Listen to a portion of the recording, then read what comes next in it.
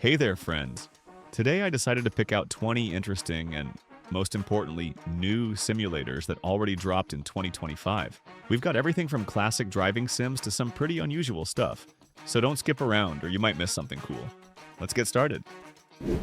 Cheap car repair. Let's kick things off with a demo that's already pulled in a solid player base, even though it's just a demo for the full game that should be coming out by the end of this year. And this is a simulator about a Polish car mechanic from the 90s. At first glance, yeah, it's your typical car mechanic sim. Partly true, but with one big twist. You gotta fix cars as cheaply as possible and, let's say, aggressively, cutting corners on literally everything you can. Basically, it's kind of a funny simulator where you take some rust and just slap on a ton of body filler, pull parts off one junker and stick them on another. You can also trade spare parts and upgrade your own garage. Pretty much all the genre classics. And right now, as I'm writing this script and looking at the footage, I'm realizing that, honestly, this humorous 90s car repair doesn't really differ much from the real deal, I won't lie. I actually spotted this project about a year and a half ago, and I've been actively following it. The demo seems pretty solid. I'm hoping the early access turns out great too. It's supposed to drop this year, so pretty soon. This isn't the first time I'm saying this in this series, but yeah, there are tons of simulators with a very familiar concept where you need to restore something from basically nothing. And this video will have plenty of them. However, I wanted to highlight this particular simulator that caught my attention. It's Bass Flipper. This is a game where you play as like a jack of all trades. Usually you're given an old van, an RV, or some beat-up bus, and your job is to turn it into something actually decent. For example, transform it into a dream home, a little cafe, or a sick camper so you can sell it for more later. And yeah, I think I'm not the only one hooked by that van from Breaking Bad, which has a really clever reference to the series. Because in one of the missions, you have to clean it from... well, you know what? The gameplay itself is pretty straightforward. You throw out trash, smash stuff with a sledgehammer, wash off dirt, and so on. While gradually improving the interior, you can completely replace floors and lay down tiles, hang curtains, put in sofas, and basically complete orders to unlock new buses. Shame there's not much content in the game, unfortunately. It'll keep you busy for a couple hours at most, but it's definitely worth playing. Kind of like House Flipper, but focused on vans and stuff.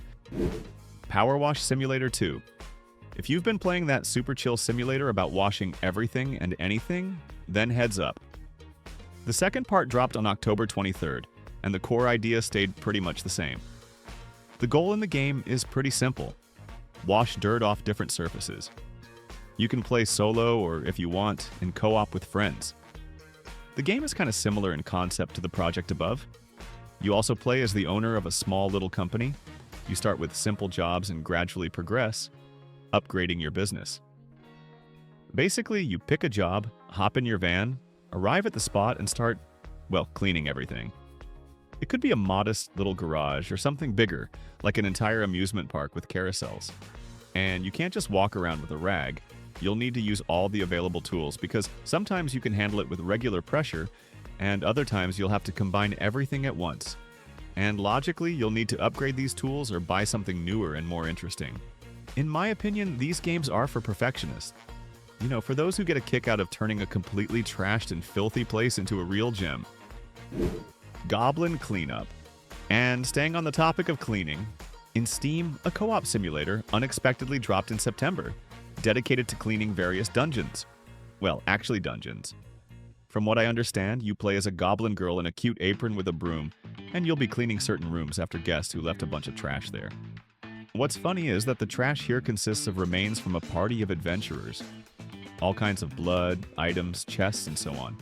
All of this needs to be cleaned up before new, let's say, tourists arrive. The game's main focus is on co-op play, so naturally you first distribute responsibilities, tools, and rooms that need to be cleaned. Someone runs around with a mop. Someone scrubs blood off walls and floors.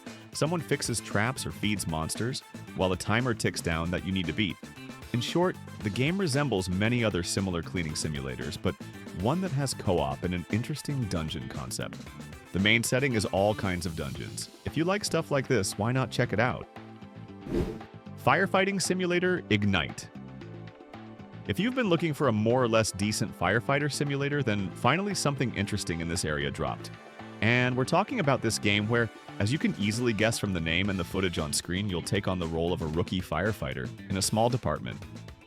You can play through this simulator either solo or with friends. The point I think is pretty clear. You get, like a map and a bunch of calls you need to respond to and put out fires. It could be a typical residential building or something bigger, like various warehouses or large facilities, and each job will be different from the others. The missions themselves play out differently. Again, if the fire is small, you can handle it in about 10 minutes, but if it's real chaos, then half an hour or more for sure. Plus, you'll need to drive the fire truck. By the way, from what I understand, this is a prototype of a real vehicle that firefighters drive in the States. And naturally, as you progress, you'll need to climb the career ladder, from a regular rookie all the way to captain of your team.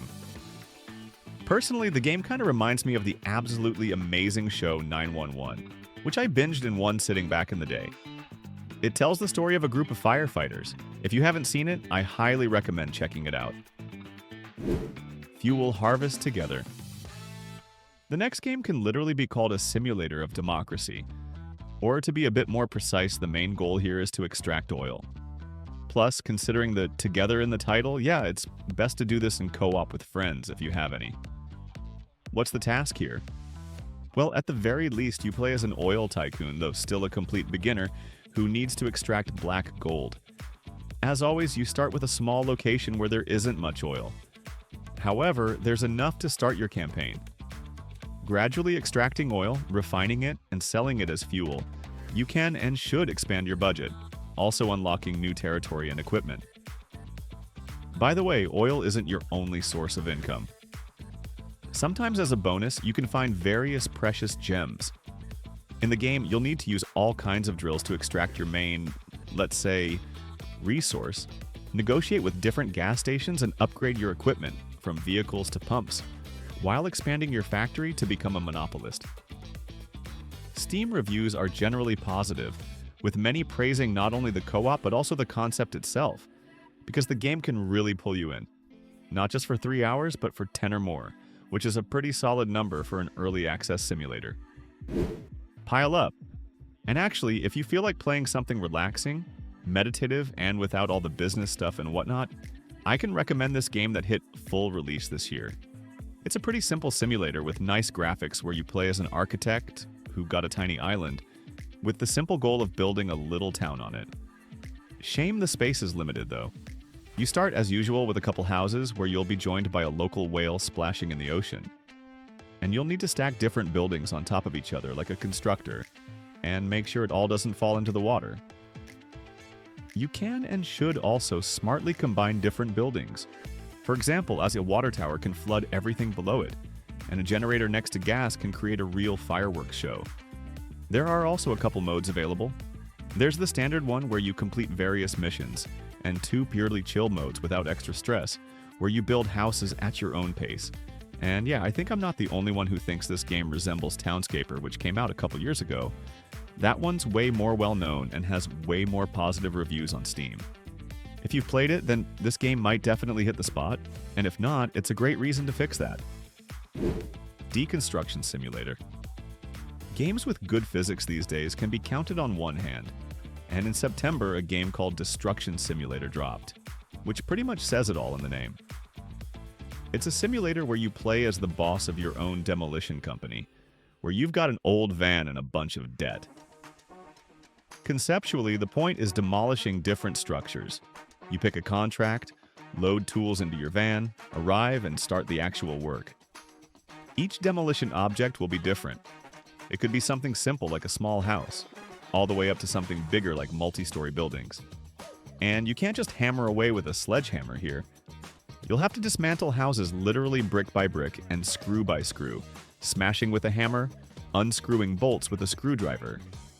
You also need to collect debris like wood, metal, or furniture, which you then haul to the warehouse, sort, and resell for more to unlock new tools, while also upgrading your, let's say, makeshift business, from a regular garage all the way to a fleet of vehicles, building up reputation for bigger jobs. The graphics in the game are pretty pleasing to the eye, and there's also a free demo if you decide to check it out. It's especially perfect for calming your nerves by smashing everything around you. Saloon Simulator. The next simulator that once again speaks for itself with its name is this game. There's really nothing particularly new here. The concept is roughly the following. We play as a loser who once had a bad game of poker, as a result of which he only has an old saloon covered in dirt left, which needs to be developed. As always, we're starting from basically nothing, so your job is to fix this place up. Pour drinks and become the king of the Wild West.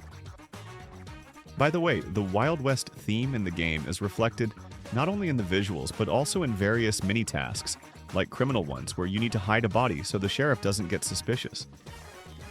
In the game, you'll need to not only improve the appearance of your saloon, but also cook different dishes. Some fried potatoes with tequila, and make sure customers are satisfied. You can also hire musicians or ladies to attract way more attention. There's no co-op, by the way, and probably thank God they didn't add it here, because regular simulators that have it aren't designed for solo play at all, which is often a big minus for me. All in all, a pretty chill Wild West themed simulator. Town to City.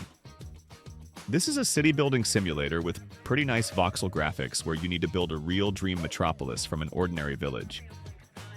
Here you play as a mayor who starts with a small village, a couple residents, and you begin creating from a cozy fishing shack to a thriving city with fountains and boulevards. As always in games like this, the workforce is the residents themselves. They'll work, but they're pretty picky because they also need housing, stores, and so on. So you'll need to build pretty important facilities like schools, apartment buildings, farms, and factories to satisfy the workers' needs. Plus, there's a completely free mode where nothing really limits you. There's not even much of a grid. You just unleash your imagination and build whatever your heart desires. You could even build your own hometown. And you'll also need to manage the economy, gather resources, distribute them, and manage workers. There's also a nice photo mode if you build something really nice and want to snap some pics for your Steam screenshot collection. Yeah, there's a whole group of people who actually take screenshots in games and then collect them. I'm one of them, by the way. And even though this is basically early access, there's clearly enough content there, and player reviews are positive. At the time of writing this script, there are already over 2,000 reviews, which for this genre is a really good number. Seafarer, the ship sim. But today we don't just have a firefighter simulator, but also unexpectedly a sailor one that came out in early October, which you see on screen. This is a game where you play as, you could say, a newbie in maritime affairs, and you have two main factions to choose from. You can either deal with logistics and deliver various cargo, so basically deliver those packages from AliExpress, or do rescue operations, whatever you prefer, pick that. And here you have an open world and a bunch of ships with real existing seaports. Typically, you choose a ship, from a modest tugboat that sinks from just one look, to a gigantic cargo ship where the crew is you and your conscience. You sit behind the wheel and sail through a huge world with dynamic weather. It can either be nice, pleasant sunshine or a real storm that'll toss you around the waves. The missions themselves represent, you could say, a mix of career and peaceful exploration. You can load and transport different containers, put out fires, patrol the area as coastal patrol, or just enjoy sailing in the open sea. However, considering this simulator's early access, there are downsides, as you understand. And typically that's, well, so-so artificial intelligence, optimization, and a couple bugs, although there's nothing really critical. And the game is definitely worth trying out. One Man's Trash. Does anyone remember or not, but a couple months ago a weird but oddly addictive simulator about digging a hole in your yard came out? Well, turns out there's an audience who liked that concept, and recently a pretty similar game in its idea and essence came out. Anyway, here's the setup. Imagine you're a guy who one day loses his hard drive that had not just 1 million Bitcoin stored on it. Sounds really painful, especially if you think about how something like that apparently happened in real life. If it's not just a tall tale, of course. So, to get his fortune back, the hero buys out a local junkyard and starts digging a hole using different tools to get rich. Your task, as stupid as it sounds, is to sort trash, sell junk, and dig deeper until you stumble on something strange or a one-eyed worm. In short, you grab this super vacuum and suck up everything, from toilets to ancient consoles, and then sell it on a website. This vacuum, by the way, will also need to be upgraded from range all the way to power, And you also build various paths from trash and dig different tunnels. For those who want to dig through dirt looking for diamonds and gold, I think it'll work. Shame it probably can't keep you hooked for long, but you can kill 1 to 2 evenings for sure. Easy Delivery Co. How about playing a pretty simple, and I'd even say pretty chill, courier simulator? Though I'll clarify right away, with pretty strange graphics that clearly mimics the style of games from the first PlayStation. A pretty addictive simulator where you play as a courier in this mountainous area. You've got an old van and one simple task: deliver packages to residents through snowy trails and various paths. And I'll clarify right away, the game is specifically story-driven, and the orders themselves vary. Sometimes deliver pizza, sometimes a suspicious delivery to some bunker. Basically, some notes of paranoia will definitely arise as you progress, and more than once for sure. Just so you know, the campaign in the game is pretty short. It takes about 4 hours, maximum 6 to complete fully. Plus, you'll also need to talk with different NPCs, learning the story of this small town. You can also explore the world, for example, look for different upgrades for the truck, or various collectibles for Steam achievements. If you've been looking for something a bit unusual and with an interesting atmosphere, it's definitely worth trying. Also in October, the 6th part of Train Sim World came out. Yeah, another train conductor simulator with pretty nice graphics that comes out, I think, every year if I'm not mistaken. So if you're a fan of the series, there really aren't any new features to speak of. But if you're playing for the first time, why not? Considering that everything here is the same as in previous parts, the essence remains the same. You play as the conductor of one train or another and ride on different but real existing routes in Europe. You'll be riding, as you understand, on different locomotives. It could be a steam engine, something diesel, or a good old electric train. Transportation includes both heavy cargo like containers, cranes, and tanks, as well as just passengers.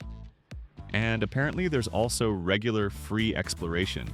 So basically, you just sit down and travel around corners of Europe and enjoy its views.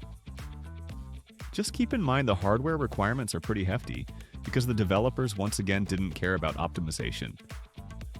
Oh, and yeah, the missions that are here play out differently.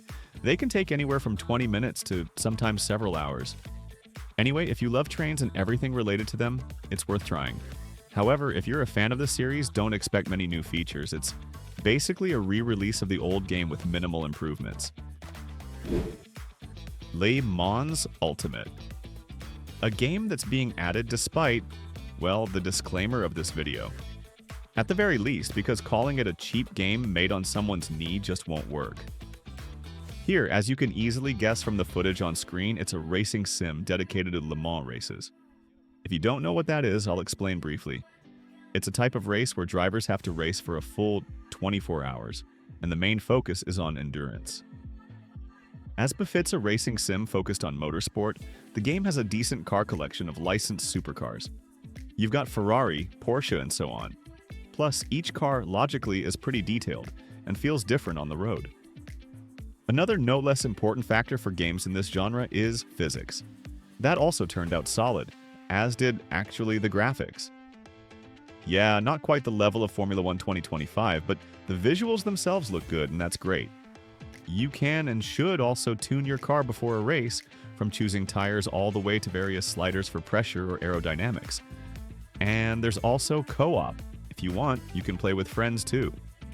In short, a typical racing sim that many might have missed. I recommend checking it out. Animal Shelter. Or to be a bit more precise, the second part of this simulator that reached full release this year. If you haven't heard anything about it before, I'll explain briefly what it is and what it's about. It's a simulator where you play as the owner of your own animal shelter, where you need to take in animals and help them in every way after the old building collapsed. Here you start with a couple cages and one dog that looks at you like a savior. Well, and your job is to heal them, feed them, and find them new homes. You'll need to feed the animals, clean their cages, treat them at the clinic, and play with them, like a laser for cats or a ball for dogs. And also, you can and should hire employees so you don't have to run around yourself while upgrading your conditions, like rooms or even build your own park. Plus, there are changing seasons, so you need to make sure nobody freezes in winter. And by the way, this is one of the few simulators about which I can't say it'll only keep you busy for a couple days. This specific game can take away 10 or more hours for sure, which is a pretty nice number. Jurassic World Evolution 3.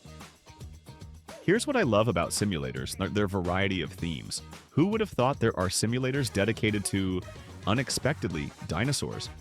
I'm talking not so much about the first part, but the third one, where you have an entire dinosaur park with completely different species. And you need to build the park itself from scratch, breeding over 80 species, from a modest Triceratops to an epic Spinosaurus. Plus, new species will appear that weren't there before. There's also the good old campaign, like a whole global tour from tropical islands to snowy bases where you complete various missions. You'll also need to manage your staff, set up various attractions for tourists, and generally watch your budget so you don't go into the red. Plus, naturally, you'll need to breed dinosaurs. I'd even say you should, crossbreed different species and see what comes out of it. In short, if you played the previous two parts, you clearly understand the main concept without my comments, and if not, it's a great opportunity to fix that and check it out. Train Station Project.